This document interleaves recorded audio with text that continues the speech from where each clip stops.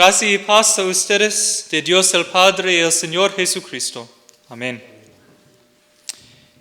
Y yo te digo que tú eres Pedro, y sobre esta roca edificaré mi iglesia, y las puertas del Hades no podrán vencerla. Esta declaración de Jesús en nuestro texto para hoy, en el Evangelio de San Mateo, capítulo 16, ha sido una fuente de mucho conflicto en la iglesia por muchos años. ¿A qué o a quién se refiere Jesús con esta declaración? ¿Qué significa su afirmación que las puertas del Hades no vencerán sobre la iglesia? ¿Y cuáles son las características de la iglesia que edificará nuestro Señor? Tengo que admitir algo antes de empezar. Yo nunca he construido ni una cabaña, mucho menos una casa o un edificio más grande como una iglesia. Pero aún yo entiendo que una fundación firme sea necesaria para todos los edificios. Por eso, cuando Jesús quiere edificar su iglesia, ¿qué fundación usará nuestro Señor? ¿Sobre cuál roca va a fundar Jesús su santo pueblo? Al leer el texto una vez, la respuesta parece muy simple. La roca es Simón Pedro. ¿Quién otro? Jesús le dio un nombre nuevo para acompañar su papel como el líder de los discípulos. Escuchamos la semejanza en español como en griego. Pedro y piedra o roca. Es Pedro que acaba de confesar a Jesús como el Cristo, el Hijo de Dios viviente. Es Pedro que va a predicar en el día de Pentecostés sobre la muerte y resurrección de Jesús, convirtiendo 3,000 almas a la fe verdadera. En el libro de Hechos, Pedro empieza y sostiene la iglesia con su predicación, los milagros y los dones del Espíritu Santo. Seguramente Pedro es la roca y Jesús le da el título por su confianza atrevida en la identidad de Jesús como el Cristo. Pero cuando examinamos las palabras de Jesús, esta respuesta no contesta todas las preguntas que planteó la declaración de Jesús. La roca de la que habla Jesús debe ser algo permanente, incapaz de caer o fallar. Pero más que todos los otros discípulos, Pedro no sostiene su fe en la hora de tribulación y testigo. Cuando vio las aguas que rodeaban durante la tormenta violenta, perdió la vista de Jesús y comenzó a hundirse. Cuando una niña lo identificó con los discípulos de Jesús, cuando su Señor testificaba ante Poncio Pilato, Pedro negó a su amo después de proclamar: aunque tengo que morir contigo, jamás te negaré. Y por supuesto, inmediatamente después de nuestro texto, en la lectura que leeremos el próximo domingo, Pedro trató de impedir el camino de Jesús a la cruz. Jesús tiene que reprender a su discípulo infractor.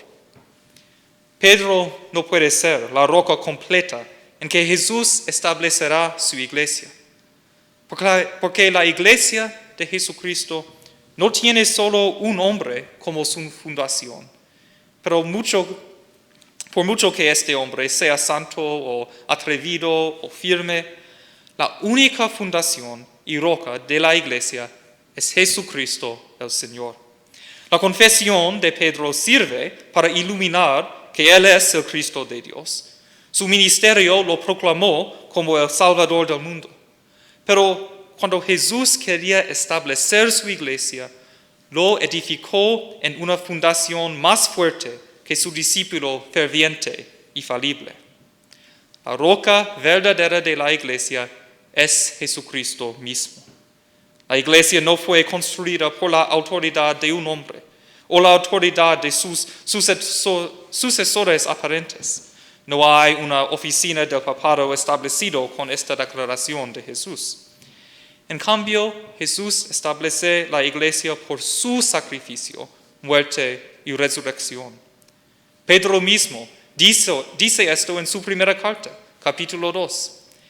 Cristo es la piedra viva, desechada por los seres humanos, pero escogida y preciosa ante Dios. Es claro que solo Jesucristo sea la roca de la fe, la roca de nuestra salvación. Él es la piedra angular sobre la que cada persona se sostenga o se caiga. Y Pedro tiene una promesa en su carta para todos los creyentes. Ustedes son como piedras vivas, con las cuales se está edificando una casa espiritual. Y esta casa, esta iglesia, como Jesús nos prometió hoy en nuestra lectura, permanecerá para siempre. Las puertas del Hades no podrán vencerlo. En verdad, el infierno, el diablo y todos los poderes de Satán no tienen ningún poder sobre ustedes, porque Jesucristo los ha liberado del reino de la oscuridad y los ha establecido en su reino de luz eterna.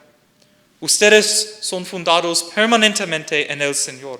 Ustedes son la casa viviente del Dios viviente, basado en su Cristo que los redimió. Y esto nos trae a la promesa más profunda de toda la lectura.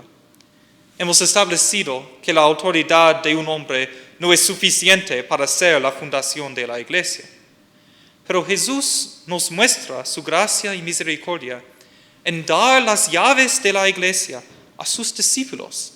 A pesar de todo, estos discípulos van a traicionarlo, van a abandonarlo en la hora de su pasión. Pero a estos hombres, pecadores, Jesús encomienda la autoridad de perdonar y retener los pecados, lo que llamamos en la iglesia luterana la oficina de las llaves. Estos discípulos y los otros hombres después de ellos que iban a servir como sacerdotes y pastores de la iglesia, verdaderamente perdonaban los pecados y repartían la gracia y paz de Dios. Y todavía podemos recibir esta bendición de nuestro Dios. Cuando el pastor Cook dice que Él perdona todos tus pecados como ministro llamado y ordenado de Cristo, no es una esperanza, no es un deseo, es la palabra cierta y segura de Cristo. Por eso, ustedes sus santos, regocíjense en el Dios que ha fundado su iglesia en su Hijo y en su obra por nosotros. Regocíjense en el Dios que perdona sus pecados y defectos. Y regocíjense en el Dios que nos ha dado las llaves del reino del cielo a nuestra iglesia, a la iglesia que Él fundó, para que los pastores y ministros de Cristo continúen ofreciendo el perdón de pecados por su promesa, que nunca nos fallará. Amén. La paz de Dios, que sobrepasa todo entendimiento de humanidad, cuide sus corazones y pensamientos en Jesucristo nuestro Señor. Amén.